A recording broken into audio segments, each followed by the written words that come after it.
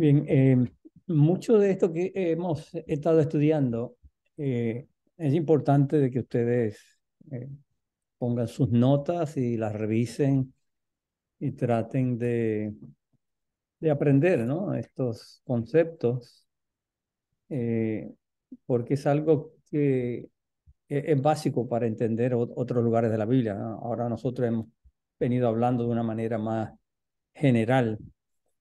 eh, de muchos de estos conceptos, ¿no? De lo que es la escatología, cristología, la soteriología, son los términos que hemos venido aprendiendo, ¿no? Y como dije, es bueno que ustedes memoricen los significados de esos términos para que cuando estén leyendo eh, libros teológicos, pues puedan entender de lo que se está hablando. Muy bien, nosotros lo último que nos quedamos fue donde estuvimos viendo el nombre de Adán como una figura tanto singular como plural. El nombre Adán incluía ambas cosas. Estuvimos viendo que era un nombre propio para referirse al varón. Luego vimos que Dios hizo de Adán, hizo a Eva, y a ambos ahora se le estaba dando este mismo nombre, Adán. Adán es el nombre para hablar de la colectividad de los seres humanos, en este caso es sinónimo de la humanidad. Hablar de Adán es hablar de la humanidad. Génesis 6:1 es un ejemplo de esto en donde se habla de Adán multiplicado. Dice que cuando se multiplicaron los hombres, y el término hombres ahí no es plural, es singular, es Adán. Literalmente dice, cuando Adán comenzó a multiplicarse, empezó también a multiplicarse la maldad. En ese sentido, el nombre Adán es utilizado para describir a todos los que estaban vivos en ese momento, un nombre bien amplio. De que es tanto una persona singular como una persona colectiva. Eso es un concepto muy importante para poder entender a Jesucristo y por eso lo estamos estudiando. No es simplemente para adquirir información, todo lo que nosotros hacemos es porque de alguna manera afecta la doctrina del Evangelio de Cristo. Así que eso fue lo último que nosotros vimos. No sé si ustedes tienen alguna pregunta de lo que estudiamos ya, de alguno de los conceptos que estudiamos. Si no, pues continuamos. Bien, hoy vamos a hablar de, de Adán como el hombre pecador. Hasta aquí, pues hemos visto a Adán como criatura, lo que significa, la composición de Adán como alma y cuerpo, sí, alma y cuerpo. Estudiamos lo que eso significaba, la palabra alma, cómo se está utilizando desde el mismo principio para describir al hombre en su experiencia del mundo. Eh, una de las cosas que nosotros descubrimos cuando estudiamos al hombre, a la creación, es que existe una unión entre el hombre y la creación.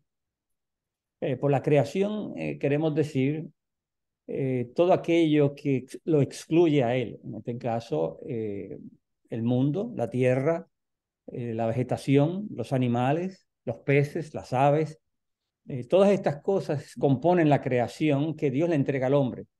En el libro de Génesis, en el capítulo 1, nosotros encontramos que la creación fue hecha para el hombre. Por eso es que usted ve que el hombre aparece a lo último, porque la creación va creciendo en orden, pero en este caso el descendente comienza con lo más insignificante desde un punto de vista, ¿no? Y así va pasando hasta que llega al sexto. El sexto, comparado con lo demás, el hombre tiene una importancia superior.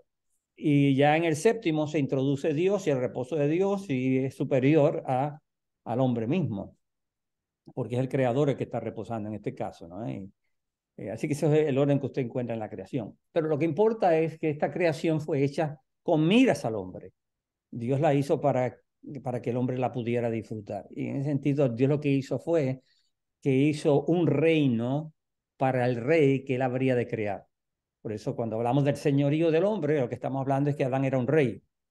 y él tenía un reino sobre el cual reinar, y este era la tierra.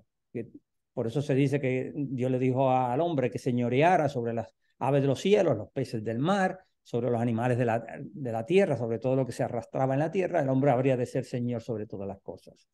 Así que el señorío de Adán representaba el hecho de que él había sido designado desde el mismo principio como rey, y la creación ahora había sido colocada bajo su señorío, y a la misma vez era su hogar, era su reino. Eh, el, el jardín del Edén es significativo cuando nosotros lo miramos desde esta perspectiva, porque los reyes en el antaño acostumbraban también tener como un jardín en donde ellos se iban a descansar y a disfrutar. Eh, y ahí en la antigüedad pues encontramos algunos de estos jardines que se habían creado. Nabucodonosor es uno de estos hombres que creó un tremendo jardín, que hasta el día de hoy se reconoce como una de las maravillas del mundo. Y en este caso Adán, que era un rey, pues también tenía este jardín. Así que nosotros podemos mirar el jardín del Edén desde esa perspectiva también. Como dije, la creación fue sujeta a él. ¿Qué significa eso? Significa que la creación, toda la creación habría de depender del hombre, de las acciones del hombre. Estaba unida a la humanidad. La creación en sí misma no tiene conciencia, no puede hacer decisiones, solamente el hombre tiene esta capacidad. En ese sentido, el hombre es una criatura totalmente distinta del resto de la creación, porque tiene estas capacidades únicas que le permiten a Dios entrar en una relación especial con el ser humano, en donde Dios puede relacionarse con él, puede hablarle. El hombre tiene la capacidad de razonar, entender a Dios, eh, poder amarlo, porque lo comprende, lo entiende, entiende los beneficios que Dios le ha dado, entiende que Dios lo ha traído a la existencia. Todas estas cosas son bendiciones que el hombre puede razonar, pensar y analizar, y por lo tanto puede tener diálogo con Dios. Y en la Biblia, este concepto de diálogo a menudo viene bajo el concepto del pacto. Y cuando se habla del pacto es la manera en que Dios entendió que el hombre, por ser un ser pensante, él podía entrar en este diálogo donde Dios podía hacer ciertas estipulaciones y el hombre podía responder como resultado de esto. Y la doctrina del pacto es fundamental a través de toda la Biblia, como vamos a estar hablando un poquito de eso hoy. Es muy importante. Usted no va a poder entender el Antiguo Testamento, ni siquiera el Nuevo Testamento, sin una comprensión de lo que es la doctrina del pacto. Y usted encuentra que cuando en el Nuevo Testamento Jesús termina su obra, se habla de que el nuevo pacto estaba siendo establecido. Cuando Jesús nace, se entiende que Dios está siendo fiel a su pacto, a la promesa que había hecho a Abraham. Así que la doctrina del pacto cursa a través de toda la Biblia. Y por eso es tan importante poder tener un conocimiento de lo que es esa doctrina. Más adelante nosotros vamos a poder hablar un poquito de ella. Hoy vamos a hablar algo, pero es mucho más compleja. El Pentateuco en sí mismo es un documento que fue escrito a estilo de pacto. Los pactos eran unos acuerdos que hacían la gente en esa época y tenían cierto patrón. Era como hoy día, cuando usted va a hacer algún documento legal, por lo general los abogados tienen un patrón a seguir en esos documentos. Hay ciertas cosas que tienen que tener ese contrato. Pues eso mismo pasaba en la antigüedad. Así que el concepto de pacto pues, es importante para entender también a Adán. Adán como un ser pensante pues tenía esta relación. La creación, volviendo otra vez a la idea de la creación está sujeta al hombre, y eso significa que de Adán obedecer, la creación sería afectada, y de Adán desobedecer, la creación también sería afectada. Como dije, la creación no tiene capacidad de hacer decisiones, pero el hombre ahora tendría esa capacidad de hacerla a favor de la creación. Algo como esto, lo podemos encontrar en el Antiguo Testamento, pero hay un pasaje bastante claro en el Nuevo y voy a citarlo de acá. En Romanos capítulo 8, versículo 19, el apóstol Pablo, teniendo esta idea en mente, él dice lo siguiente, en Romanos 8, 19. Dice, porque el anhelo ardiente de la creación es el aguardar la manifestación de los hijos de Dios. Porque la creación fue sujeta a vanidad, no por su propia voluntad, sino por causa de aquel que la sujetó en esperanza. Porque también la creación misma será libertada de la esclavitud de corrupción a la libertad gloriosa de los hijos de Dios. Porque sabemos que toda la creación gime y aún está con dolores de parto hasta ahora. Ahora, usted puede ver que aquí el apóstol Pablo está hablando de que la creación también tiene esperanza. Así que le está personificando la creación, como si tuviera sentimiento, ¿no? Y está diciéndonos que la creación está aguardando a que los hijos de Dios sean redimidos. Así que usted puede ver en ese sentido la conexión que existe entre la creación y el hombre. Si el hombre es redimido, la creación también va a ser redimida. Entonces, versículo 20, Pablo dice que la creación fue sujeta a vanidad, no por su propia voluntad, sino por causa de aquel que la sujetó en esperanza. En este sentido, lo que él está hablando es que cómo la maldición cayó sobre la creación y que de alguna manera la creación misma, al estar sujeta a este estado de corrupción, hace al hombre consciente de su misma condición. Por eso es que usted ve que los árboles se caen, los árboles mueren, usted ve cómo la vegetación se afecta, usted ve el caos atmosférico, terremotos, huracanes, ciclones, todas estas cosas hacen al hombre consciente de su condición, consciente de la manera en que él ha afectado al mundo. Uno de los conceptos que nosotros encontramos hoy día en el mundo es la idea de tratar de salvar la creación. Sabemos que eso no va a suceder porque la creación, como dice, fue sujeta a vanidad. Y el hombre no tiene la habilidad para hacerlo, pero esa es la idea, ¿no? Ahí es donde se habla acerca de cómo salvar el ambiente, reducir la contaminación atmosférica, se habla del clímax, todas estas cosas se enseñan y es eso, es tratando del hombre resolver el problema que existe en la naturaleza, porque el hombre se ha dado cuenta que si la naturaleza no es preservada, él va a ser destruido. Él puede perecer sin la naturaleza, ¿no? Por eso es que ahora se hace mucho énfasis también en sembrar los árboles por causa del oxígeno y por los otros beneficios que trae. Porque hay esa conexión. Finalmente el hombre se ha dado cuenta de eso. Pero ya la Biblia había venido hablando, ¿no? de que la creación fue colocada en esta situación para que nosotros gimiéramos también por un mundo mejor. Y Pablo aquí dice que la misma creación gime porque ella también desea ser librada de la corrupción. Así que esa es la relación que nosotros podemos ver. Adán afectaría, las decisiones que Adán tomara afectarían no solamente a él, sino toda la creación quedaría afectada como resultado del pecado de Adán. A ver, Dios pudo haber creado un sistema totalmente diferente, pudo haber creado un mundo que no fuese afectado por nosotros, pero Dios no lo hizo. Dios hizo esta conexión, de modo que el mundo mismo le recordaría al hombre su necesidad de redención. Imagínense que todas las cosas le fueran bien al hombre, que no tuviera ningún tipo de dificultad.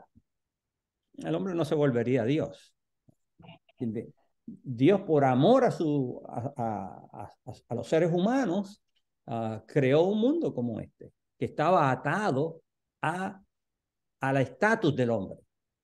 El hombre perdido perdería la creación, el hombre redimido redimiría la creación, ambas cosas. Esto es un concepto muy importante. Lo vamos a ver ahora en el relato de Génesis, pero es muy importante para entender a Cristo, porque en Cristo nosotros vemos esta relación otra vez entre creación y el hombre. En este caso, el hombre es Cristo y la relación que existe con el mundo. ¿Qué relación tiene él con el mundo? ¿Cómo él afectó al mundo?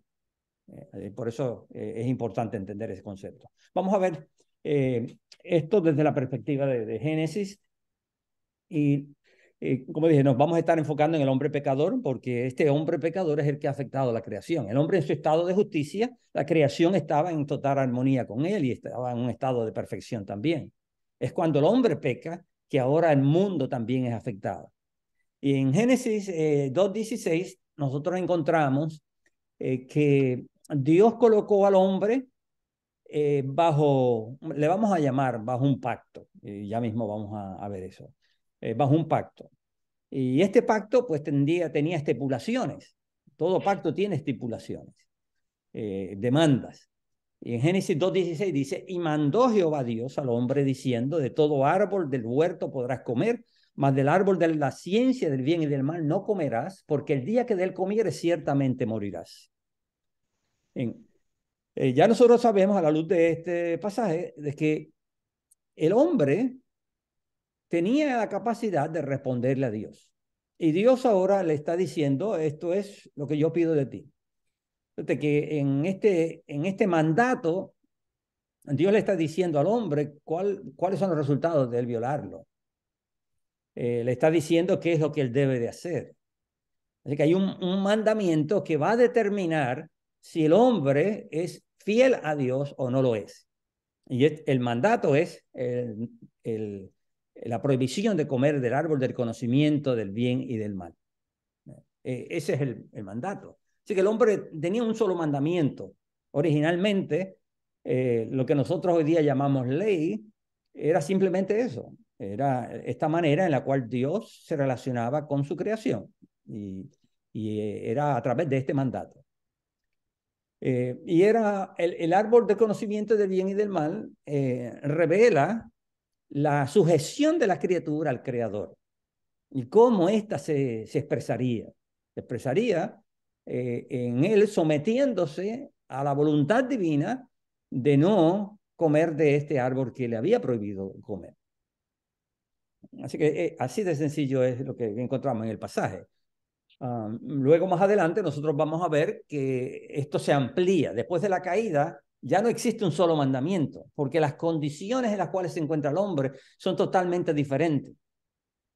Nosotros podemos resumir esta misma idea que encontramos aquí en la idea que en el Evangelio, en los Evangelios nosotros encontramos cuando a Jesús se le pregunta cuál es el más grande mandamiento, o Jesús pregunta cuál es el más grande mandamiento, o cuáles son los mandamientos de la ley.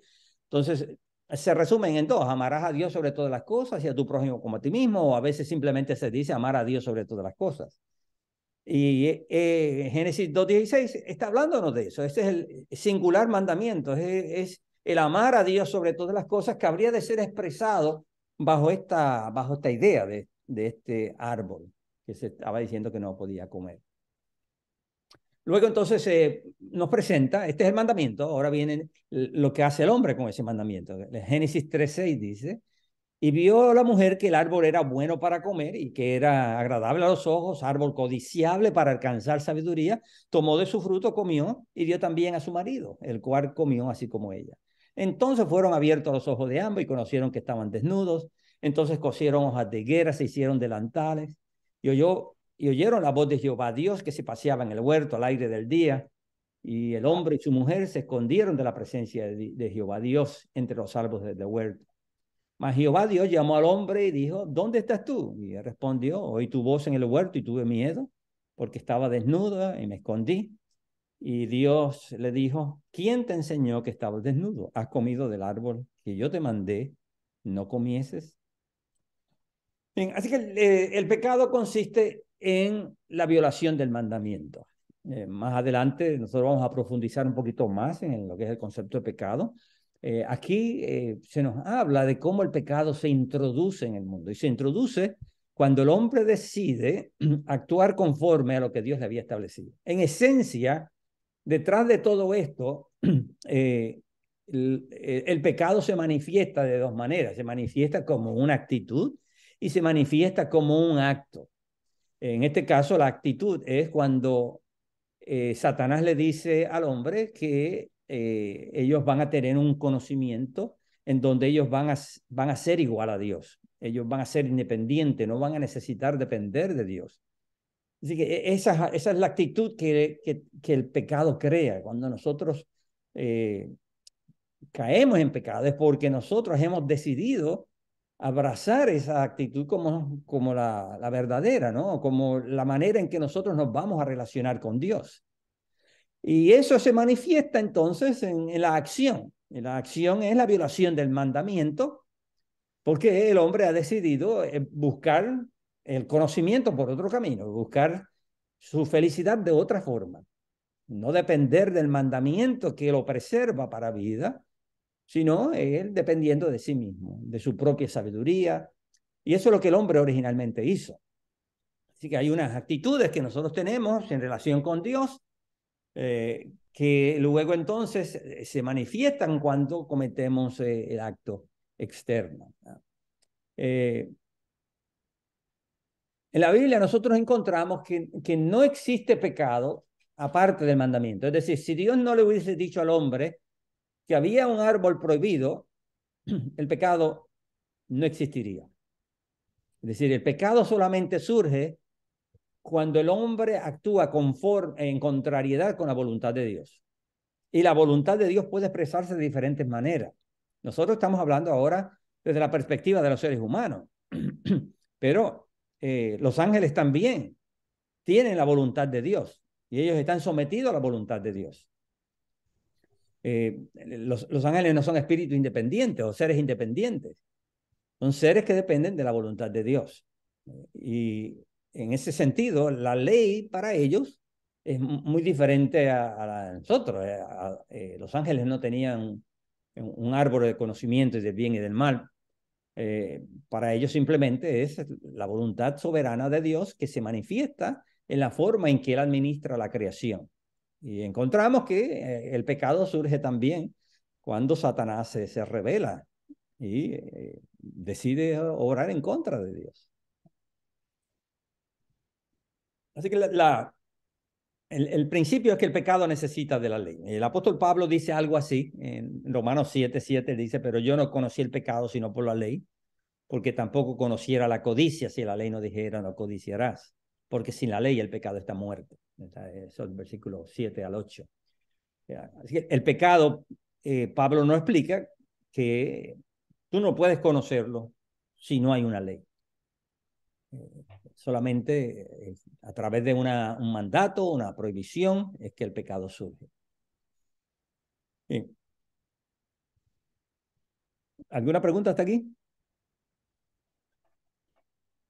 O sea, Pablo no, o sea, Pablo no conoció el pecado, tú dices, porque él creía que entendía la ley, pero realmente no la entendía.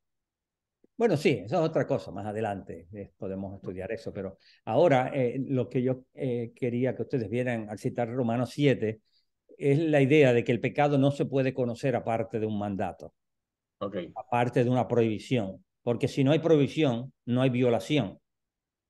¿Eh?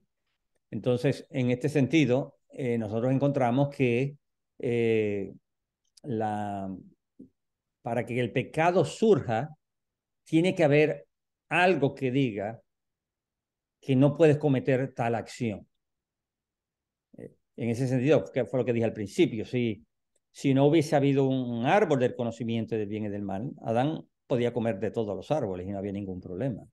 eso es como decir, por ejemplo, cuando un policía te detiene, porque está guiando, por lo menos me coge guiando sin el cinturón de seguridad.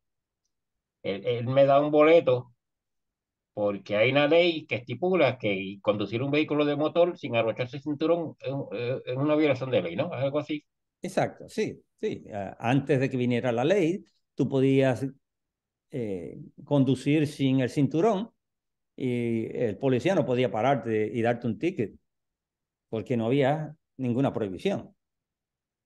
Así que la Entiendo. acción no era condenable, puesto que no había nada que dijera que era condenable. Y por lo tanto no había violación. Sí, Javier. Sí, yo tengo un pensamiento que no es similar, pero no estoy seguro de que sea igual. a algo que vos dijiste y quiero consultar a ver si hay alguna contradicción. Porque es cierto que el pecado se conoce por la violación del mandato. La pregunta ¿es eso lo que constituye? Vos dijiste que el pecado es una cuestión de acción y de actitud. Creo que con mi viejo charlaste bastante al respecto de estos temas. Ujú, Yo lo que digo es, el pecado se revela a sí mismo mediante la acción contraria al, al mandato ujú, o a la voluntad expresada de Dios. ujú, Ahora, em, hasta donde sabemos no tenemos ninguna información respecto de cuál puede haber sido el mandato que violó Satanás la primera vez que pecó. ujú. Podemos inferir que a Dios le habrá expresado alguna voluntad y él no quiso cumplirla, por ejemplo. Pero a mí me parece que la Biblia nos oculte esa información.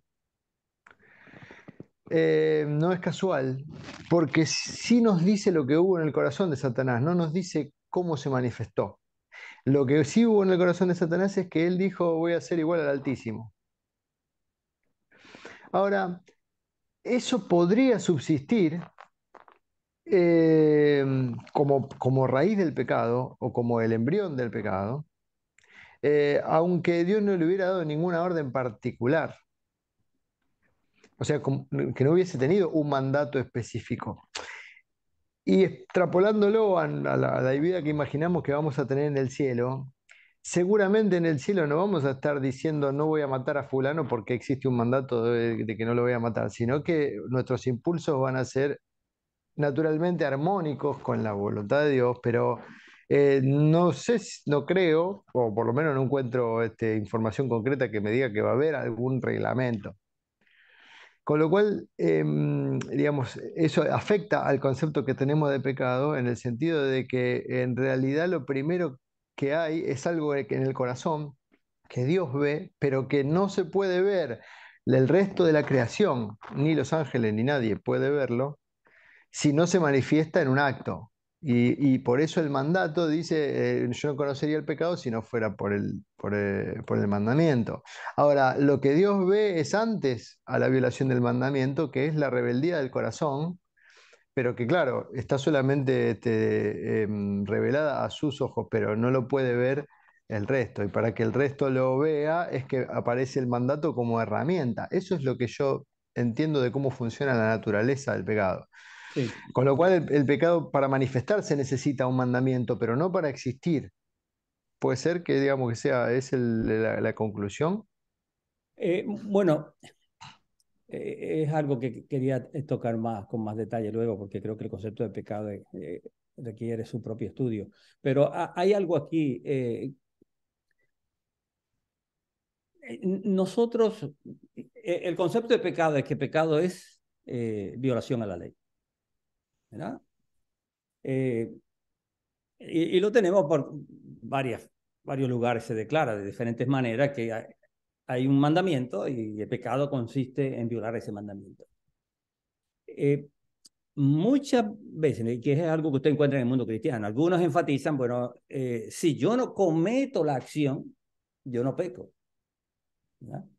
Pero transgredir la ley no es solamente violar el mandamiento externamente, sino violarlo en la intención. Así que antes de que la acción llegue, ya la intención está y por lo tanto la intención es violación del mandamiento. Los hombres no verán la violación del mandamiento, pero Dios conoce la violación del mandamiento. Ahí es donde viene Jesús y dice, adulterar no es solamente cometer el acto, sino desear. Así que sigue siendo violación del mandamiento.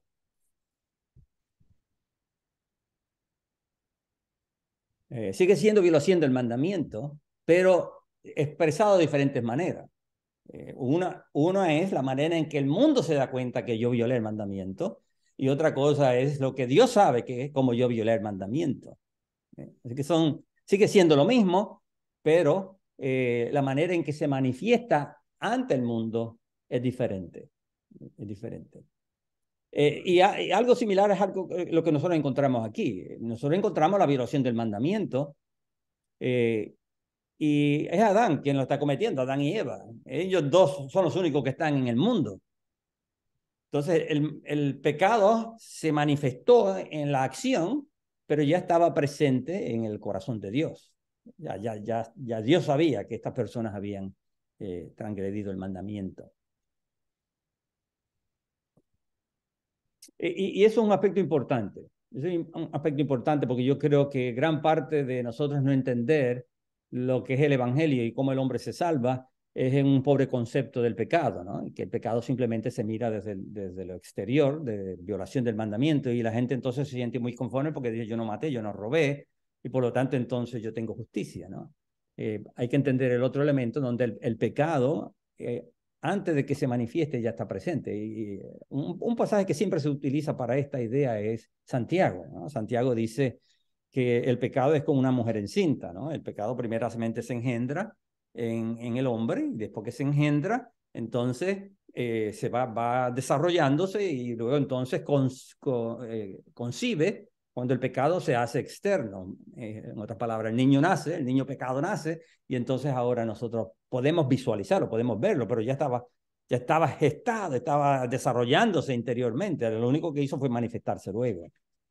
Lo cual indica que yo no necesito manifestar el pecado cuando el pecado ya es una realidad. Y esa es la seriedad del pecado, lo abarcante y profundo de lo que es el pecado mismo. ¿Okay? En ese aspecto, aunque nosotros podemos ir al elemento, déjame ver cómo explico. Hay un concepto que se utiliza para describir algunas cosas que hay en la Biblia que se le llama espíritu y forma. Yo he hablado en otras ocasiones. Espíritu y forma es el espíritu de las cosas. Nosotros vemos, para ilustrarlo, sería la cena del Señor. ¿Cuál es la forma? La forma es el pan y el vino. Esa es la forma. Y nosotros entonces practicamos la forma. Pero usted puede practicar la forma y convertirse en un idólatra. Usted necesita no solamente practicar la forma, sino tener el espíritu de la forma. Y el espíritu de la forma indica que nosotros celebramos eso en recordativo de que Cristo murió por nuestros pecados.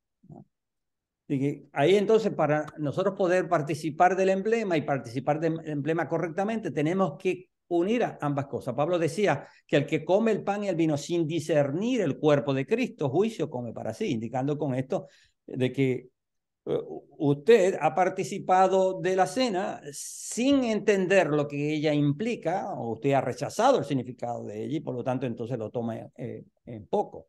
Así que en ese sentido también el pecado es igual. El pecado tiene forma y tiene espíritu.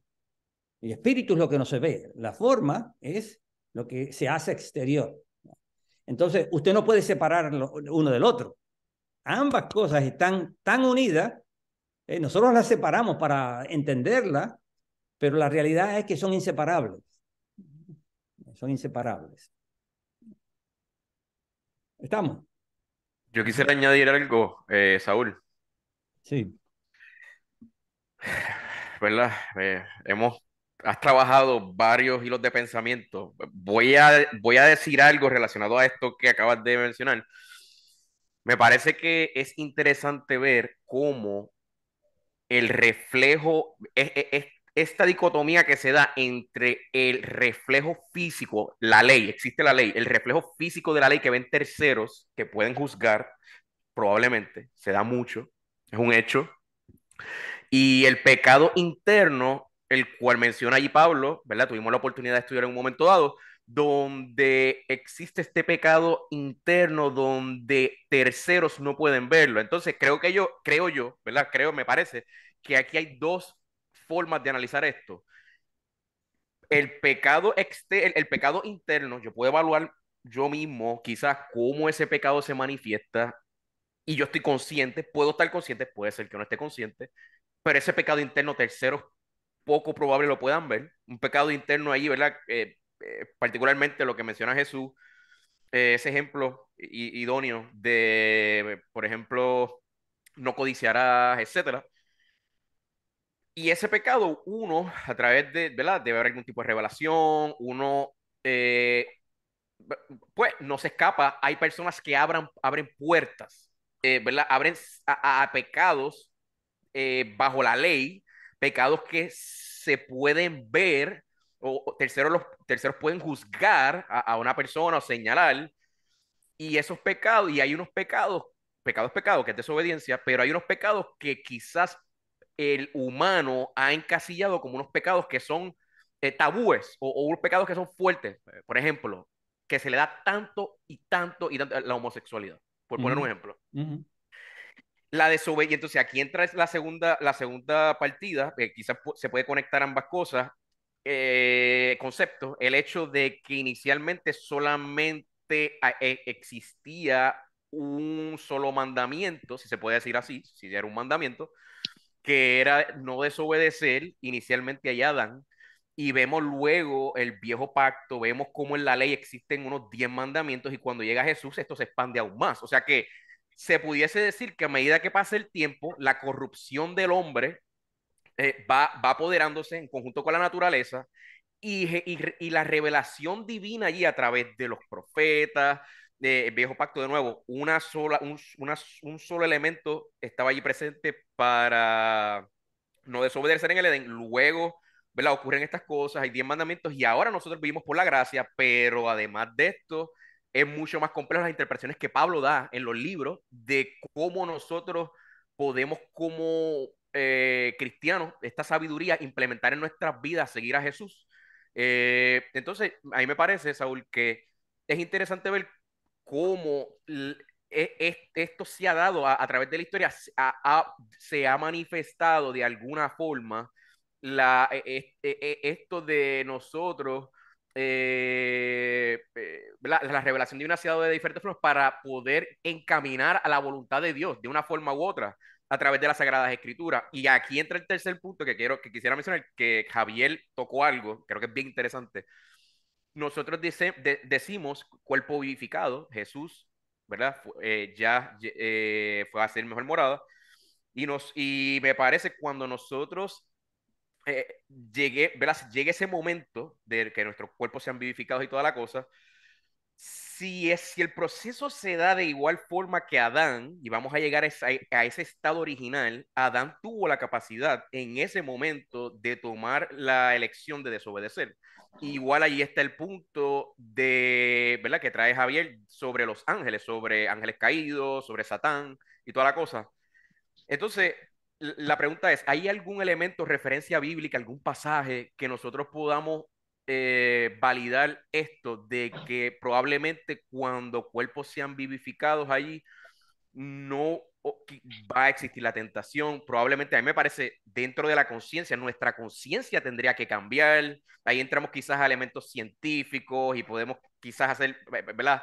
Hablar de algunos elementos intuitivos, de forma intuitiva. Pero, Saúl, eh, a ti, ¿verdad? Y te pregunto, ¿tú crees que probablemente nosotros podamos tener la misma elección que Adán cuando nuestros cuerpos sean vivificados? Bueno, eso es una temática que siempre se ha discutido, ¿no? Yo parto eh, del concepto de ley. Mire, déjame tratar cómo yo puedo explicar algo aquí. Si acaso no respondo a tu pregunta, me dice. Generalmente nosotros miramos la ley del ángulo negativo, ¿no? No hagas esto porque esto va a suceder. Pero la realidad es que la ley tiene un elemento positivo. Por ejemplo, el apóstol Pablo decía que la ley fue dada para vida. Pablo está mirando la ley de una forma positiva. Pero también Pablo habla de que la ley produjo muerte. Eh, Así que todo depende del ángulo donde nosotros estemos. Pero es importante ver que el propósito de la ley no es promover la desdicha del hombre, sino promover su felicidad. Es una forma de Dios decirnos de que el hombre, mientras sea criatura, depende de Dios. Por eso no solamente tenemos nosotros el árbol del conocimiento del bien y del mal, tenemos el árbol de la vida, que ilustra precisamente de cómo es la fuente que preserva al ser humano. Y si es privado de Dios, es privado del árbol de la vida, entonces el hombre no puede continuar viviendo. Su existencia está ligada a Dios. Aparte de Dios, el hombre es nada. Entonces viene la pregunta, ¿cómo es esta criatura Adán que Dios ha creado? Adán no se mueve por instinto. Adán se mueve en base a conocimiento, raciocinio, diálogo con Dios. Y en este diálogo hay un intercambio en donde el creador ha venido y le ha dicho al hombre, mira, te he creado todas estas cosas, esto es tuyo, yo quiero preservar tu vida. Tu vida está preservada mientras tú vivas como criatura. Tan pronto tú sales de esa esfera y tratas de buscar tu propia felicidad y tu propia existencia aparte de mí, lo que vas a tener es caos nuevamente. En ese sentido, Dios ha creado una criatura que tiene libertad. Libertad para pensar, libertad para razonar, libertad para poder decir sí o no. Eso no significa que tiene libertad para escoger cualquier camino. Significa que tiene la capacidad de decir sí o no a Dios. Para que el hombre tenga estas habilidades, el hombre, toda criatura, para que tenga esa libertad, necesita o siempre va a haber el potencial del pecado. Porque significa que el hombre tiene la capacidad de decir no. Y mientras la criatura sea criatura libre, tiene que existir ese potencial. Que ahora nosotros, por ejemplo, ¿qué mueve? Vamos a mirarlo de otro ángulo. ¿Qué mueve a los ángeles a mantenerse fiel a Dios mientras hubieron otros que se rebelaron? Bueno, nosotros encontramos expresiones en la Biblia que dice que los ángeles están mirando lo que está pasando aquí en la tierra. Dice que la iglesia le está enseñando a los ángeles a través de la predicación, a través de lo que está pasando en la historia humana y la redención del hombre. Y esto mueve también a estos seres angelicales ahora a mirar a Dios bajo una nueva perspectiva que nunca se había visto. Y esto los ayuda a ellos a poder hacer decisiones más inteligentes y a poder apreciar, mira, lo que ha ocasionado en nosotros tomar en nuestras propias manos nuestra existencia o vivir independiente de Dios. El caos que se ha formado. Y en ese sentido, otra vez digo, donde quiera que exista una criatura libre, va a existir el potencial del pecado. No estoy diciendo que el pecado vuelva a existir, estoy diciendo el potencial por el pecado existiría, porque la criatura no ha sido coartada a hacer una decisión a favor de Dios, no ha sido programada para hacer una decisión a favor de Dios, es una criatura que razona y le dice voluntariamente, le dice sí a Dios. Así que el potencial del pecado, en mi perspectiva, es que el potencial del pecado siempre estará presente. A mí me parece también, yo creo que tiene sentido, inclusive todo apunta, de nuevo, un análisis intuitivo, a que probablemente el entorno permita, y por eso mencioné que a través de la historia se ha corrompido la naturaleza, se han dado en todos estos eventos, vemos cómo Jesús expande, está la ley, Jesús hace cumplir, seguro, el marco de referencia allí la ley, el viejo pacto, vivimos por la gracia, pero añade otros elementos y aumentando, y me parece que es de poco va a que expande y luego al final probablemente llegue a un límite, es como una especie de embudo donde ahí se achica de nuevo esas posibilidades de pecados por el entorno, de que va a existir el pecado, claro, porque el ser humano tiene capacidad de elegir, pero igual allá Adán, probablemente el entorno solamente la desobediencia se había dado de una sola forma, manifestándose en ese árbol. Y probablemente lo que implica todo esto es que en el futuro ocurriera una reducción de toda esta corrupción al ser limpiada, al manifestarse, como menciona las Sagradas Escrituras una y otra vez, al ser restituidos los alrededores, probablemente todo esto, de nuevo, es una interpretación especulativa, quizás se puede validar con uno que otro versículo, pero me parece que probablemente llegue a ese inicio donde allí estaba Adán y hay una reducción, pero como quiera la elección del hombre hace que se manifieste de una forma u otra su imperfección por estar debajo de Dios, no estamos por encima de él. Sí, recuerda, el pecado no va a existir, Dios lo va a eliminar. Lo que estamos hablando es del el potencial del pecado. Algunos creen que la rebelión no va a volver a levantarse. Pero ¿por qué no va a volver a levantarse? Bueno, ellos explican de que Dios va a, a grabar en el corazón del hombre o programar, yo diría más bien, programar en el corazón del hombre una actitud en donde él no quiera volver a pecar. Y tan pronto Dios hace eso, ya el hombre perdió su libertad. Ya no hay una respuesta voluntaria, consciente, no hay adoración. No hay adoración, porque la adoración, para que sea adoración, no puede ser programada. En ese sentido es que digo, va a existir el potencial del pecado porque existe la voluntad del hombre para decir sí o no. Eso no va a ser eliminado, porque eso es parte de un ser consciente, es parte de de las mismas cualidades de los ángeles. Que no querramos pecar entendiendo el historial y lo que ha ocasionado es otra cosa. Ya son dos cosas diferentes. Y en ese sentido yo creo, una vez, ¿cómo es que Dios va a eliminar el pecado para que no surja? Bueno, yo creo que es precisamente por todo lo que está pasando en la historia humana, Dios no lo está haciendo de balde. Yo creo, otra vez, entramos un poquito de especulación, pero a la luz de lo que está pasando en la historia, nosotros nos damos cuenta. Dios está permitiendo ser conocido de una manera en donde las criaturas, ya sea los que ahora existen como los que puedan existir en el futuro, viendo lo que ha sucedido en la historia humana, no quieran jamás rebelarse contra su creador. Y en lugar de querer ser como Dios, amen ser criaturas, porque eso es lo único que ellos pueden ser. Sí, Ok, Javier. perfecto.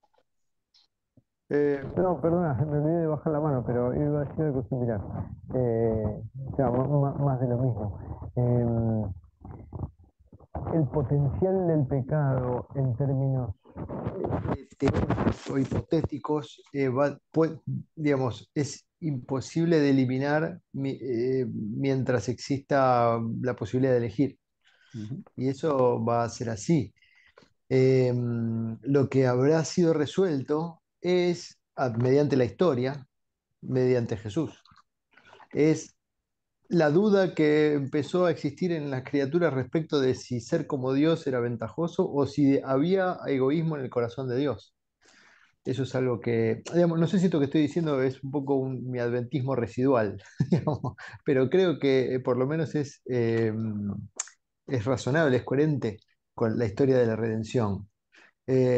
Comenzó a haber ciertas preguntas acerca del carácter de Dios que no habían sido respondidas hasta que no se reveló cómo es en Jesús.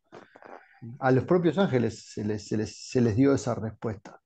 Y esas respuestas sí van a existir en la vida futura. Entonces, los motivos para desconfiar de Dios van a haber sido menos que los que tenía Adán, inclusive, porque vamos a tener más información acerca de Dios. Yeah. Ok. Recuerden, muchas veces nosotros tenemos que partir de lo conocido a lo desconocido. Usted no puede comenzar con el cielo a la tierra. Usted tiene que comenzar con la tierra en el cielo. Y muchas de estas cosas, por ejemplo, cuando Javier dice que se le sale un poquito del adventismo, la realidad es que cuando usted lee la Biblia, en particular en Isaías encuentra una vindicación de Dios. La lucha entre las naciones que tratan de hacer ver que Dios no es un Dios que es impotente, que no es un rey con poder para controlar el mundo y las naciones entonces se oponen a él. A veces entra Israel y lo acusa de infidelidad, que no cumple su pacto, ¿sabes? Todas estas cosas. Y entonces Dios se manifiesta y en esta manifestación de Dios, Dios queda vindicado. Y en Isaías usted encuentra eso muchísimo, de la vindicación de Dios. Y cómo Dios está controlando la historia, qué es lo que está pasando, si sabe o no sabe lo que está haciendo. Entonces, Israel a veces se queja de Dios cuando Dios escoge a Ciro y le dice que tú no sabes lo que tú estás haciendo, escogiendo a un rey pagano en vez de escoger a uno de los hijos de Israel para que sea el que redima al pueblo. Entonces, Dios está mostrando que lo que él hace, el hombre no lo entiende. Job es otro ejemplo de eso. Así que en ese sentido, pues cuando nosotros partimos de lo conocido a lo desconocido, podemos ver que de alguna manera también los ángeles fueron afectados como nosotros también fuimos afectados. Muy bien, vamos a continuar con lo de Adán. En Adán, nosotros decíamos que Adán viola este mandamiento.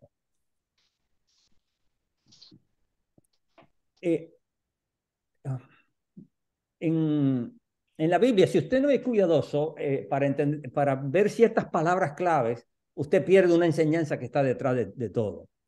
Y recuerde, quien escribe Génesis es Moisés. Y cuando usted tiene una forma de pensar y una forma de escribir, eso va a salir en todo lo que usted escriba. Y cuando usted entiende que hay algunas ideas que son sumamente importantes, usted va a coger ahora y usted va a desarrollar lo que usted quiere enseñar, teniendo eso como un background, como un trasfondo. Y en este caso, lo que yo quiero proponerles a ustedes es que, y esto no es mío, esto es otro que también lo han descubierto antes que yo, es el hecho de que Dios había hecho un pacto con Adán. Usted no encuentra en ningún lugar en Génesis que dice que Dios hizo un pacto con Adán. En la Biblia hay solamente un solo pasaje que indica esto. Hay uno de manera indirecta, Romanos 5 también lo indicaría, pero hay un pasaje en particular que ha sido de controversia también, en particular por aquellos que niegan que haya un pacto en Génesis. Dice Oseas 6:7, mas ellos, cual Adán, traspasaron el pacto, allí prevaricaron contra mí. Está hablando de Israel y está diciendo que de la misma forma que Adán invalidó el pacto de Dios o violó el pacto de Dios, también Israel lo hizo. Y esa declaración es interesante porque es una declaración que nos muestra que existe una similitud entre el pacto de Adán y la manera en que Adán viola el pacto y la manera en que Israel lo hace. El pacto, todo pacto, como dije, nosotros lo que vamos a tocar algo muy superficial hoy, todo pacto tiene un contenido, un patrón específico. Para que haya un pacto, tienen que haber pactantes. Y en este caso tenemos, los pactantes son Jehová, estoy hablando en el capítulo 3 ahora, de Génesis, Jehová y Adán. Esos son las dos partes. En este caso, los pactantes es Jehová y Adán. Noten que nosotros hemos dicho que en Génesis 2 el nombre Jehová no aparece, perdón, en Génesis 1 el nombre Jehová no aparece. A Dios se lo describe como Elohim, que es la traducción, ese es el sustantivo hebreo que se ha traducido como Dios. En el principio creó Dios los cielos y la tierra. ¿Sí? Aparece solamente la palabra Dios. Cuando llegamos al capítulo 2 y 3 es donde por primera vez aparece el nombre Jehová. Ahora, ¿por qué es significativo? Es significativo porque este nombre es el nombre que Jehová se pone cuando él habla de pacto. Porque para Moisés el pacto no es de condenación, es un pacto para salvación, es un pacto para preservar la vida de la nación, de Israel, en este caso también para el hombre en general. Entonces, nosotros sabemos que cuando Moisés le pregunta a Dios cuál es, cuando Israel me pregunte quién me ha enviado, Dios le dice, Jehová te envió, yo soy el que soy, te ha enviado. Y dice, desde ahora así me han de conocer ustedes. Y que Moisés cuando ahora está escribiendo Génesis, él coge ahora un nombre que Israel conoce de la manera en que Dios se ha revelado en su historia, que los ha redimido de la esclavitud y los ha llevado para hacer un pacto con ellos, pues Moisés ahora coloca el nombre Jehová, Jehová Dios, para describir lo que está pasando del capítulo 2 de Génesis y el capítulo 3, que son los capítulos que hablan de la creación del hombre y su caída. Así que es significativo eso. Ya de inmediato sabemos que Jehová es el nombre del pacto. ¿Cuáles son los términos del pacto? Todo pacto tiene que tener especificaciones, tiene que tener términos sobre qué es lo que hay que hacer para nosotros estar en esta relación de pacto. Bueno, en el caso de Adán era no comer del árbol del conocimiento del bien y del mal. Esa era la base, esa era la ley. Y usted va a encontrar en los pactos que se hacían en la época de Moisés, en donde todo pacto tiene una sección en donde se estipulan qué cosas los pactantes tienen que hacer. Y en este caso, eso es lo que encontramos aquí. Todo pacto tiene bendiciones y maldiciones. Cada vez que se habla de un pacto, usted va a encontrar esas dos cosas presentes. Y lo que se dice es, en el documento que se escribe, dice, si tú eres obediente a estos términos de este pacto, lo que yo estoy pidiendo que tú te comprometas a hacer o no hacer, si tú eres fiel a eso, entonces estas son las bendiciones que tú vas a tener. Entonces se enumeran cuáles son las bendiciones. Si tú no obedeces a ese pacto, estas son las maldiciones que tú vas a recibir. Y se enumeran las maldiciones. En este caso nosotros encontramos, a pesar de que la palabra pacto no aparece en Génesis, nosotros encontramos todos los elementos de un pacto presentes. Encontramos a los pactantes, que es Dios diciéndole al hombre, esto es lo que yo quiero que tú hagas. De no hacerlo, ¿qué es lo que va a pasar contigo? Entonces vienen las maldiciones del pacto. ¿Cuáles son algunas de las maldiciones? Bueno, la primera de las maldiciones que nosotros encontramos es que Dios le dice, el día que pecares, ciertamente morirás. Que ya de inmediato se nos está diciendo cuál es una de esas maldiciones, la muerte. Ahora, ¿cómo la muerte se iba a expresar? Bueno, nosotros encontramos que cuando Adán peca, Dios lanza una maldición sobre Adán, lanza una maldición sobre Eva y una maldición sobre la tierra. Así que hay la maldición sobre la tierra, dice que la tierra va a producir espinos y calvos. Indicando con esto la manera en que antes era belleza y toda era armonía, ahora los espinos y los caldos, las espinas que hieren, indicando la manera en que la creación ha sido dañada. La maldición sobre el hombre era que ahora la tierra, para él poder alimentarse, para él poder sobrevivir, tenía que pasar un duro trabajo. Por eso dice, con el sudor de tu frente vas ahora a comer el pan y la tierra no te va a dar con la misma fuerza, vas a tener que pasar mucho trabajo para poder subsistir en esta tierra que está colocada bajo maldición. La otra maldición es sobre la mujer y se expresa de dos maneras. Una es los dolores de parto que la mujer iba a tener y lo otro es que iba a estar sujeta al hombre de una manera que antes no existía. Es decir, una sujeción dolorosa. La voluntad de ella iba a estar sujeta al marido, dice la Escritura. Así que estas son las maldiciones del pacto que está en relación con Adán. ¿Y cuál era entonces? Otra de las maldiciones era la pérdida de la justicia original. Es decir, Adán estaba en ese estado de gloria, en donde él estaba desnudo y dice, y no se avergonzaba, y indicando con esto, él no tenía esa conciencia de haber estado separado de Dios o haber pecado contra Dios, porque la desnudez, Dios mismo la conecta con violar el pacto. Es que ese es otro de los resultados, o maldiciones. También nosotros encontramos que parte de las maldiciones era la pérdida del Edén.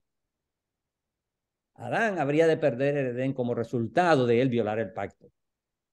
Ahora, yo puedo coger esto mismo que está aquí y llevarlo a Moisés, a Éxodo y Deuteronomio, y tú vas a encontrar las mismas cosas, expresadas de otra manera, porque ahora hay otros elementos, pero están contenidos en esto. Es maldición sobre la tierra, maldición sobre el hombre, la pérdida de la tierra. Todas estas cosas las vamos a tener en el pacto de Dios con Israel. Aquí, en el caso de Adán, las vemos presentes también. Y por eso es que la conclusión es que aquí había un pacto, porque las ideas del pacto están presentes. Usted no necesita tener el uso de la palabra, usted lo que necesita es ver si los conceptos están presentes. Y en este caso, nosotros vemos que cuando Dios se relaciona con esta criatura llamada hombre, ¿no? Él no hace pacto con la naturaleza, él hace pacto con el hombre. Y lo que el hombre decida hacer con ese acuerdo entre Dios y el hombre, afectaría a la creación, porque la creación era el reino del hombre. En la antigüedad, por ejemplo, usted encuentra documentos donde un rey le dice a otro, porque los reyes tenían, los reyes que se le llamaban rey de reyes, eran reyes que tenían otros reyes que estaban por debajo de él, que estaban sometidos a él. Entonces él venía y hacía este pacto con él y decía, mientras tú seas fiel a mí, yo te voy a permitir que tú gobiernes la tierra, que tú continúes como rey sobre esta tierra. Yo voy a permitir que tus hijos vivan en esta tierra. Esos eran pactos de la antigüedad. Un día de esto, cuando hablemos de los pactos, yo puedo traerle todo esto y leerle algunos de los documentos que se han encontrado. Pero si él violaba el pacto, ¿qué hacía el rey? Lo sacaba de la tierra, le quitaba todos los beneficios, el derecho de reinar, y muchas veces terminaban matándolo. Y eso es lo que nosotros encontramos aquí también presente, la maldición y el juicio más grande o la maldición más grande que recibe el hombre es la muerte. Entonces las bendiciones del pacto, pues todo lo opuesto, están representadas bajo el árbol de la vida. Si el hombre es fiel a Dios, va a continuar comiendo del árbol de la vida. Así que esa es una de las bendiciones del pacto. Todo lo anterior va a permanecer con su estado de justicia original, va a poder vivir para siempre, va a poder vivir en el Edén. Todas estas cosas eran parte de estos beneficios que ellos iban a tener. Es interesante porque cuando Israel viola el pacto, ¿qué Dios hace? Dios coge y destruye la tierra y destruye el templo. Y en el caso de Adán, el templo era el jardín del Edén. Y Dios entonces lo saca del jardín del Edén, lo saca de la tierra, y cuando lo retorna es para darle otra vez esos mismos beneficios, que es lo mismo que pasa con Israel. Dios lo retorna a su tierra y construyen otra vez el tabernáculo o el templo, en donde Dios ahora viene a mantener esta relación con ellos, que era lo que pasaba con Adán originalmente. Es que estas son todas las bendiciones. El hombre iba a permanecer en el Edén, iba a disfrutar de la presencia de Dios. Es que estos dos elementos están presentes, bendiciones y maldiciones, los pactantes. Así que aquí hay un pacto realmente.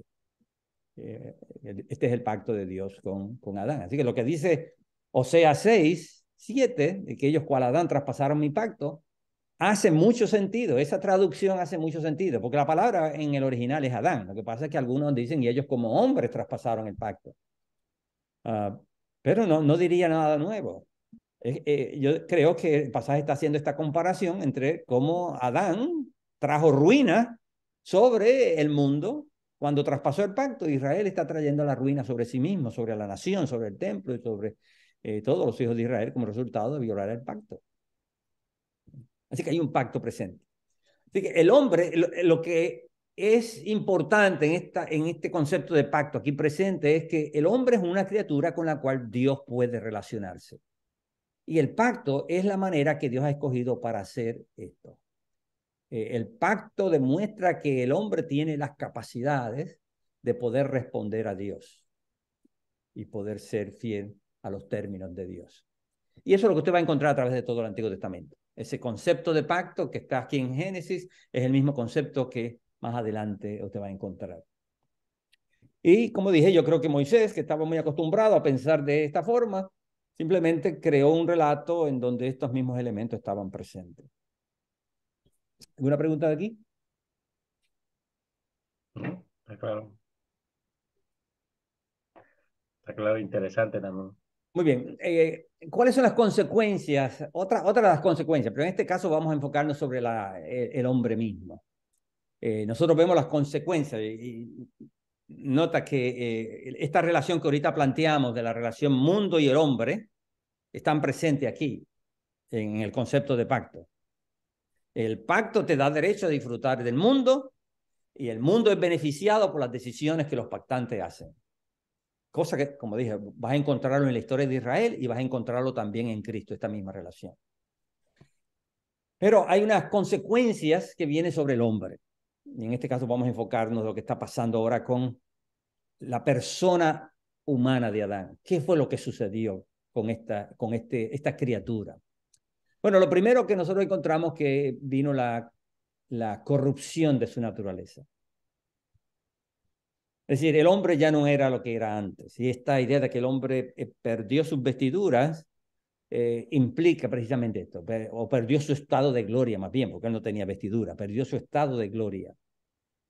Y este estado de gloria le permitía estar en relación con Dios. Por eso cuando él peca, Dios le dice, ¿quién te dijo que tú estabas desnudo? ¿Has comido del árbol que te mandé que no comieses? Porque puedes ver la relación.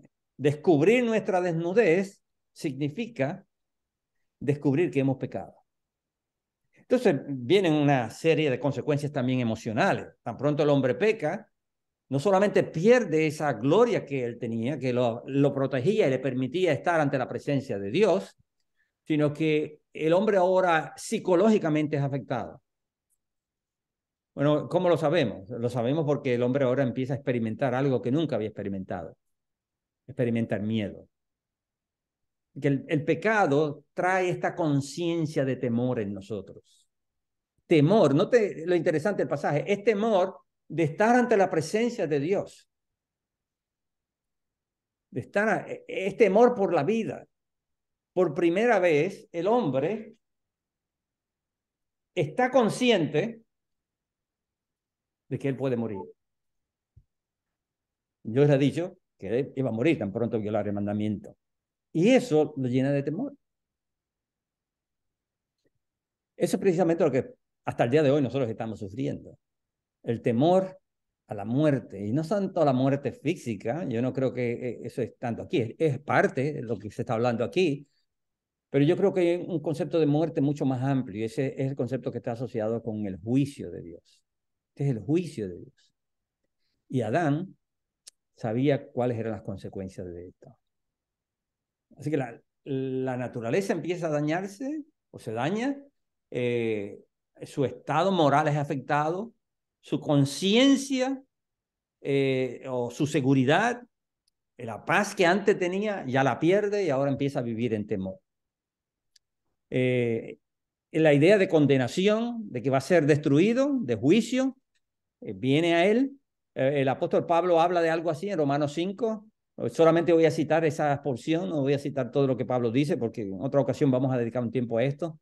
Dice Pablo, por tanto, Romanos 5:12, por tanto, como el pecado entró en el mundo por un hombre y por el pecado la muerte, así la muerte pasó a todos los hombres por cuanto todos pecaron. Así que Pablo está hablándonos aquí que parte de los resultados del pecado que Adán cometió no solamente lo afectó a él, sino que el pecado ahora hace su introducción en el mundo. Y aquí la palabra mundo no solamente describe a los hombres, ya vimos, describe también al cosmos, a donde el hombre es parte. El cosmos es toda la creación. Ha sido afectada por el pecado de Adán y entra la muerte. Los árboles mueren, los animales mueren, los peces mueren, el ambiente es afectado. Todo esto ahora es porque la muerte ha entrado en el mundo.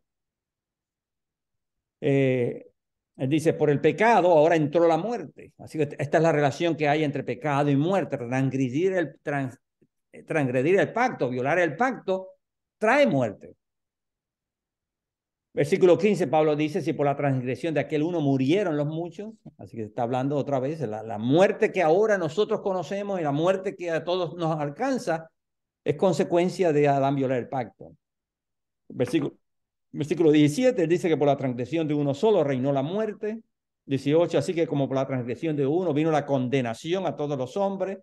Versículo 19, porque así como por la desobediencia de un hombre, los muchos fueron constituidos pecadores. Aquí hay una serie de declaraciones que más adelante vamos a volver sobre ellas, pero hasta aquí lo que quiero que ustedes puedan ver es que el pecado ahora ha afectado toda la creación de Dios. Noten, Moisés en Génesis 6:5 dice, y vio Dios que la maldad de los hombres era mucha en la tierra y que todo designio del pensamiento del corazón de ellos era de continuo solamente al mal.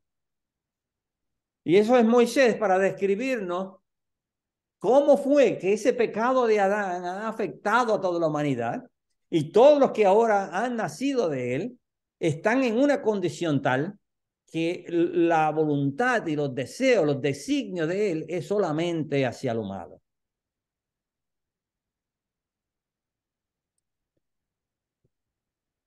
En Romanos 3:23 Pablo dice, por cuanto todos pecaron y están destituidos de la gloria de Dios.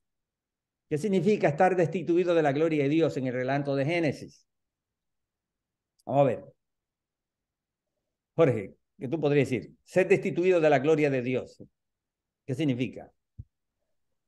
Bueno, ese retroceso, el efecto que tuvo ese pecado allí, la desobediencia, cambió el estado del hombre, ese estado inicial, si se añade el contexto En Génesis, ¿dónde estaba de, la de- gloria de Dios? en Génesis, la gloria de Dios. Bueno, wow, me parece que su poder y todo, wow. Voy a decir algo, quizá, ¿verdad? Me aleje un poco quizás quizás lo que esperas que conteste, pero estamos hablando de pecado y me parece que tendría que ver con la obediencia, quizá, la obediencia Bueno, la gloria de Dios. ¿Dónde Adán veía la gloria de Dios? en la creación, manifestada, probablemente, potencialmente. Y yo creo que una y otra vez se pudiese ver la manifestación de la gloria, el reflejo de la gloria en el hombre pudo ver la creación, nombrar los animales, pudo ver la creación de la mujer y quizás, y te pregunto, Saúl, ¿tiene sentido o qué rol toma la mujer en el pecado? Porque vemos que a través de la mujer, y esto lo hemos visto, se ha estudiado, se ha mencionado mucho en las iglesias, la mujer decide que, o sea, o está ahí en el pecado cuando Adán va a hacer todo esto. Si la mujer no existiese, si no hubiese existido, ¿qué hubiese pasado? ¿Verdad? Quizás algo especulativo, pero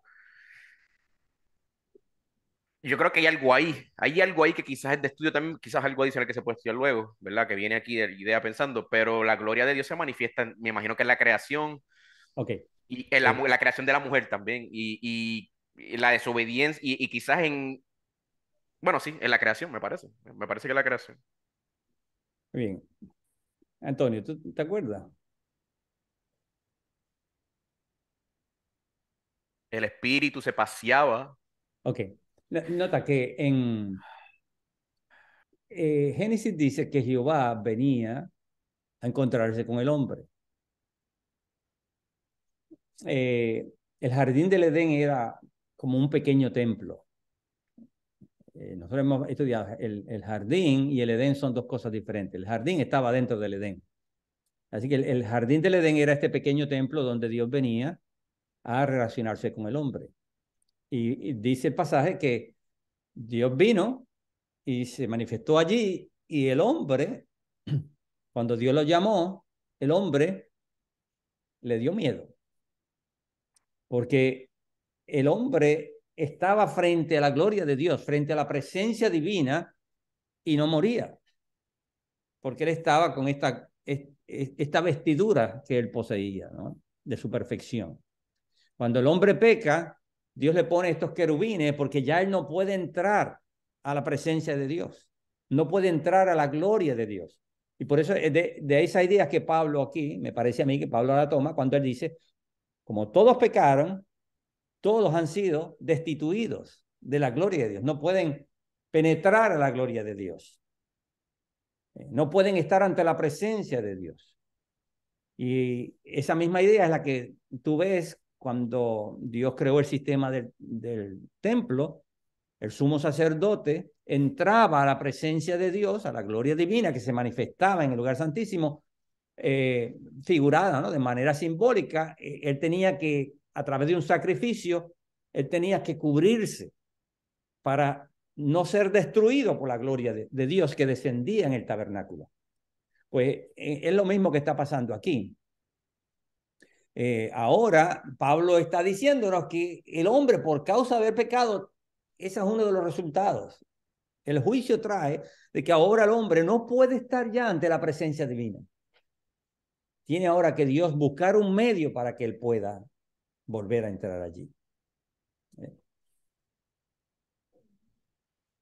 Pablo, en Romanos 3, Pablo dice, ¿qué pues? ¿Somos nosotros mejores que ellos? En ninguna manera, pues ya hemos acusado a judíos y gentiles de que todos están bajo pecado. Como está escrito, no hay justo ni en uno, no hay quien entienda, no hay quien busque a Dios, todos se desviaron, a unas se hicieron inútiles, no hay quien haga lo bueno, no hay ni siquiera uno. Sepulcro abierto su garganta, con su lengua engañan. Versículo 18, no hay temor de Dios delante de sus ojos, pero sabemos que todo lo que la ley dice, lo dice a los que están bajo la ley, para que toda boca se cierre y todo el mundo quede bajo el juicio de Dios. Ahora, aquí nosotros podemos ver toda esta descripción que el apóstol Pablo hace de las consecuencias del pecado. Nos destituyen de la gloria de Dios, pero no solamente nos destituyen de la gloria de Dios, no nos permiten entrar a la gloria, sino que nos ha colocado bajo un estado tal que merecemos el juicio de Dios y la destrucción. Y ahí Pablo entonces habla ahí de esas consecuencias del pecado, cómo nos han afectado a nosotros. Nosotros, como dije, en otra ocasión vamos a volver sobre estos versículos, porque necesitamos dedicar un tiempo solamente a estudiar el concepto de pecado en la Biblia. Pero aquí se nos anticipa algo, se nos está anticipando el hecho de que las consecuencias del pecado son tales que han destruido totalmente toda posibilidad del hombre de poder regresar a la presencia de Dios. Ese es el problema del pecado. Si Dios no hubiese provisto un medio, el hombre jamás hubiese podido regresar a la presencia divina. El tabernáculo le está diciendo al hombre, o Dios le está diciendo a través del tabernáculo a Israel y todos nosotros que lo estamos leyendo, es que Dios ha provisto para nosotros los medios necesarios para poder estar ante la presencia de Dios. Pero eso es desde el punto de vista de redención. Aquí solamente queremos ver que estas son las consecuencias. El hombre que nosotros conocemos es un hombre arruinado, totalmente arruinado. No es un hombre medio dañado, es un hombre que está totalmente dañado. En el mundo cristiano se nos hace ver de que el hombre no es tan malo. No, el hombre ha estado en un estado ha sido perjudicado tal por el pecado, que desde Adán le legó a la raza humana todo este estado de maldición. Bien. El otro punto, hasta aquí entonces vemos el Adán. Adán es un hombre que tiene esta capacidad de razonar, de vivir con Dios en este diálogo de pacto, de ser obediente a lo que Dios le ha dicho, de esta libertad que Dios le ha concedido. Hemos hablado de que este estado de libertad es un estado en donde el hombre puede adorar, verdaderamente adorar. No hay adoración sin libertad. Y ahora pues quiero enfocarme un poquito sobre el hombre o Adán, el hombre que muere. La muerte es el resultado de violar el pacto. ¿Qué significa la muerte? Y otra vez, es un poquito superficial lo que vamos a hablar, pero te va a dar una idea a ustedes, les va a dar una idea de lo que queremos decir. La muerte es un estado de separación, en primer lugar. El hombre no fue creado inmortal. Ninguna criatura es inmortal. Para ser inmortal, usted tiene que ser Dios. Y ese es uno de los errores que nosotros encontramos en el mundo cristiano. Cuando se habla de que el hombre tiene un alma inmortal, ese concepto solamente viene de un concepto platónico, en donde yo les hablé, ¿no? Que Platón enseñaba que el alma era una emanación de Dios y volvía a Dios. El hombre no es eso. El hombre es una criatura y toda criatura es mortal. La inmortalidad del hombre, no estamos hablando de una parte del hombre, la inmortalidad del hombre y la inmortalidad de los ángeles proviene únicamente como bendición de su fidelidad al pacto, de ellos someterse al Creador. De ahí es donde viene la inmortalidad. En otras palabras, la inmortalidad es un concepto bíblico relacional. Tiene que ver con la relación que el hombre guarda con Dios. Dios continúa sosteniendo la vida humana mientras el hombre sea fiel al pacto. De no ser fiel al pacto, el hombre muere como maldición porque se causa esta separación en donde la fuente de vida ya no lo está nutriendo. Y por lo tanto, el hombre muere. Y la muerte, en este sentido también, no solamente hemos de verla como el estado final. Recuerde que la muerte es un concepto de maldición. Y en la Biblia, y en particular, usted puede leer eso en Deuteronomio 28, la maldición es algo que persigue al hombre hasta que finalmente lo destruye. Así que toda esa forma de existencia en la cual se encuentra el hombre está catalogada como muerte. A veces Pablo le llama muertos en vuestros delitos y transgresiones. Ese estado de condenación en donde el hombre experimenta la separación con Dios, en donde el pecado que posee lo controla y lo domina. Todo esto es parte de ese modo de existencia en el cual el hombre se encuentra. La muerte es vista como un juicio, como dijimos, y la muerte es un retroceso de la creación. Es un volver atrás la creación. Cuando Dios crea, imparte vida y las cosas existen. En este caso, las plantas existen, los animales existen, las aves existen, tienen movimiento. Y el hombre en particular no solamente existe porque tiene vida, movimiento, vida biológica, sino porque es la criatura consciente de su existencia. El hombre, más que ningún otro en la creación, sabe lo que significa existir. Ajá, Antonio. Eso que tú acabas de decir, que la inmortalidad del hombre está sujeta a su relación con Dios, su obediencia a Dios, incluye también aún después después de la segunda venida de Cristo, esa inmortalidad que se promete en la segunda venida de Cristo.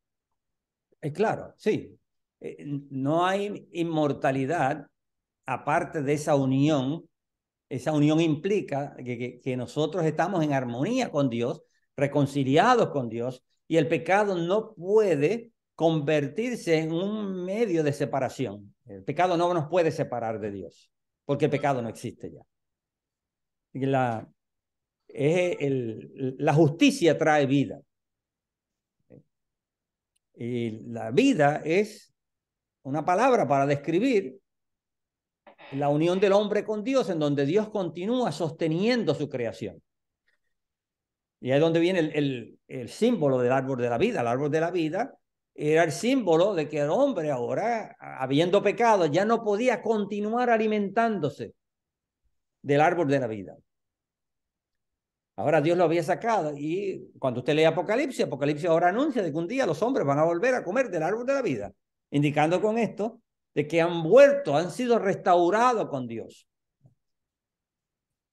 De que la vida es un concepto de relación, es lo que viene como usted estar relacionado con Dios, estos son los beneficios.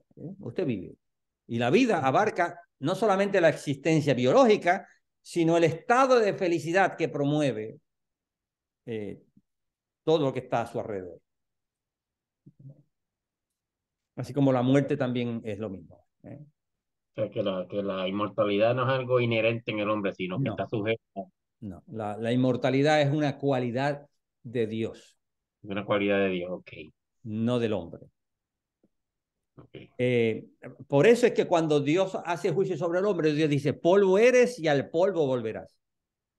Polvo eres. ¿Qué está indicando con eso? Está diciendo, tu origen fue del polvo, de la nada. Y la muerte es un volver a la nada, a la no existencia. Esa es la muerte. Nosotros podemos ver la muerte de diferentes ángulos. Podemos ver la muerte como castigo, podemos verla como juicio y podemos verla en sus alcances finales, que es la no existencia. Dejar de ser. A veces la Biblia dice, como dije, polvo eres, al polvo verás. A veces dice, el espíritu vuelve a Dios que lo dio. Y esa es la idea de que el soplo de vida, Dios ahora lo toma y el hombre vuelve a ser lo que era, un muñeco de barro que había formado, que tenía el espíritu de Dios que lo alentaba, le daba esta capacidad de vivir. Entonces, cuando llega a ese estado de muerte, de no existencia, Eclesiastés 9:4 describe esto. Hay otros pasajes más, pero este es uno de los pasajes claros. Dice, aún hay esperanza para todo aquel que está entre los vivos, porque mejor es perro vivo que león muerto. Porque los que viven saben que han de morir, pero los muertos nada saben, ni tienen más paga, porque su memoria es puesta en olvido. También su amor y su odio y su envidia fenecieron. Nunca más tendrán parte en todo lo que se hace debajo del sol. Así que está indicando que ya el hombre pierde toda conciencia. El hombre deja de ser cuando muere. Y voy a terminar con, eh, con el concepto platónico de la muerte, que hablamos un poquito también, pero viene al caso ahora. Todo esto es para describir qué es el hombre. Esta es la antropología bíblica. Y la antropología bíblica habla de un hombre que Dios ha creado. Este hombre no puede existir aparte de su mundo, necesita del mundo y el mundo necesita de él. Ha sido creado con un cuerpo físico y este cuerpo físico necesita del mundo para existir. Y ahí donde ve, el hombre necesita del oxígeno, necesita de la tierra, se alimenta de la tierra. Dios ha creado una criatura así. Y Dios no pretende en la redención eliminar la criatura humana, sino restaurar la criatura humana. ¿Qué significa eso? Bueno, significa que cuando nosotros hablamos de la antropología bíblica, estamos hablando de que Dios va a restablecer al hombre como criatura en su relación con Dios y en su relación con el mundo. El hombre va a volver a vivir en esta tierra, porque el hombre es la criatura de esta tierra. Ahí es donde viene el concepto que muchas veces usted encuentra en el mundo cristiano de que cuando Dios redima al hombre, va a destruir al mundo y se van para el cielo. Ya inmediatamente la criatura humana desapareció, porque la criatura humana fue creada para vivir en este mundo. En el concepto platónico de muerte, la muerte es una bendición. Y vamos a contrastarla con el concepto hebreo, con esto vamos a terminar. Es interesante porque para los platónicos el morir es una bendición y ellos dicen que el hombre realmente nunca muere porque su alma no muere, su alma es inmortal. Y el primero que vende esa idea es Satanás cuando le dice no moriréis, ustedes no van a morir. Adán está diciéndole que el hombre va a ser inmortal, él nunca va a morir. Y Dios le dice, ustedes van a morir, ustedes no tienen inmortalidad, ustedes necesitan de mí. Okay. Para el concepto griego, la muerte es una transición de un estado presente de imperfección a uno de perfección. Usted necesita morir para un griego para usted disfrutar del estado de perfección. En el concepto hebreo, la muerte es una maldición. Ya usted puede ver la diferencia. El griego es una bendición, en el hebreo es una maldición. En el concepto hebreo, el cuerpo es una creación divina, buena en gran manera, para disfrutar el mundo, para poder vivir en el mundo. Mientras que para el concepto griego, usted necesita escapar del cuerpo porque este mundo son solamente unas sombras, unas ideas. Usted tiene que escapar de este mundo para ir a la realidad. Y la realidad está en otro lugar, en donde el alma ahora va a ir a disfrutarlas. En el concepto hebreo, el mundo Dios lo creó para el hombre, y esta es la residencia del hombre. Y toda su existencia se expresa en un cuerpo en este mundo. Esa es la criatura que Dios creó. Y por eso usted va a encontrar muchos lugares en donde la Biblia habla de la nueva creación, de la restauración de la creación, que los santos van a heredar la tierra. Y la promesa está ligada a eso. La promesa de la redención está ligada a la tierra. Y esto es para mostrar la importancia de la creación, en ese sentido de lo que hablábamos. O sea, la cosmología bíblica habla de una creación que también va a ser redimida. Y es interesante porque en el hombre, sí, ya mismo, en el hombre de hoy, como hablaba ahorita, lo mismo que hace con la salvación, quiere hacerlo con la cosmología. Quiere decir, el mundo se está estancado, se está destruyéndose y nosotros vamos a salvarla. Y Dios está diciéndole que no, es Dios en la intervención divina donde el mundo va a ser salvo cuando el hombre sea restaurado. Sí, Antonio. O sea, quiere decir entonces que cuando el texto bíblico dice que en la segunda venida del Señor los muertos en Cristo resucitarán primero y luego el apóstol dice, nosotros los que quedemos seremos arrebatados al aire y nuestros cuerpos serán transformados de cuerpos corruptibles a cuerpos incorruptibles, pero eso no quiere decir inmortalidad. No, no. Ok, Cuerpos, personas inmortales son personas que no pueden morir. Cuando Pablo utiliza la palabra corruptible, hace alusión a lo físico. Porque para Pablo el hombre es una entidad física. Y por causa del pecado, el hombre empieza ahora a corromperse. Y es donde el hombre poco a poco va muriendo. Tan pronto el hombre nace, empieza a morir. Poco a poco va muriendo.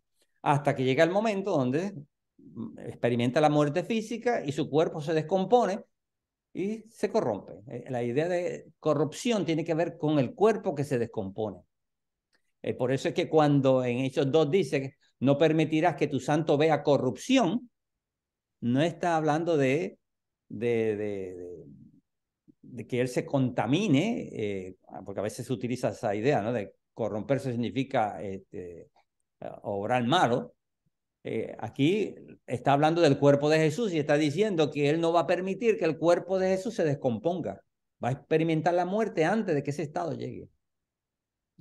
Así que Jesús tenía un cuerpo corruptible, a pesar de que nunca pecó, porque su cuerpo es corruptible, todo cuerpo es corruptible. Lo que hace que sea incorruptible es lo mismo que lo hace inmortal. La ok, inmortalidad tiene que ver con la existencia, con la vida, la corrupción tiene que ver con el cuerpo. Y tanto la corrupción como la inmortalidad depende de su relación con Dios. ok, perfecto. Ok, pues si no hay más preguntas, pues terminamos por el día de hoy. Perfecto. ¿Estamos bien, Jorge? Interesante. Ok. No Interesante. sé si Javier tiene algo ya, si no, pues terminamos. Pues vamos a orar para terminar aquí. Padre, te damos gracias por este momento donde podemos reflexionar de tu palabra. Te suplicamos que tu bendición una vez más nos alcance, abriendo nuestro entendimiento y dándonos la capacidad para nosotros poder llegar a conocer mejor lo que tu palabra nos enseña. Lo suplicamos en el nombre de Jesús. Amén. Amén. ¿Ok? Eh, no, muchas de estas cosas son simples, pero son sumamente importantes para entender lo que viene después. ¿Ok? Así que son ideas que vamos luego a utilizar para poder entender cómo la Biblia describe a Jesús. ¿Ok? ¿Bien? Bueno, no llegué a desbloquear antes, pero sí, todo, la verdad, muy, muy interesante. Pero prefiero no abundar en comentarios para que ya Está muy bien. Pues entonces, hubo bastante. Hay que pensar más terminamos que hablar. aquí. Nos vemos. Mañana, si pueden unirse al estudio de por la mañana, es a las 9:30 hora mía. Vamos a estar hablando un poco, vamos a comenzar unos temas sobre la simiente de Génesis 3:15, como la importancia de Génesis 3:15 para el Antiguo Testamento, eh, um, cómo los judíos interpretaban Génesis 3:15. Vamos a estar hablando de cómo Eva interpretaba Génesis 15, Génesis 3:15, y otras personas alrededor, ¿no? Cómo ellos interpretaron Génesis 15, cómo Adán interpretó Génesis 15, 3:15. Así que vamos a hablar un poco de eso. Vamos a dar varios temas en torno a eso, así que están invitados para que nos acompañen. ¿Ok? Pues, Amén. bendición. Nos vemos. Te bendiga. Te bendiga. Gracias. Bye.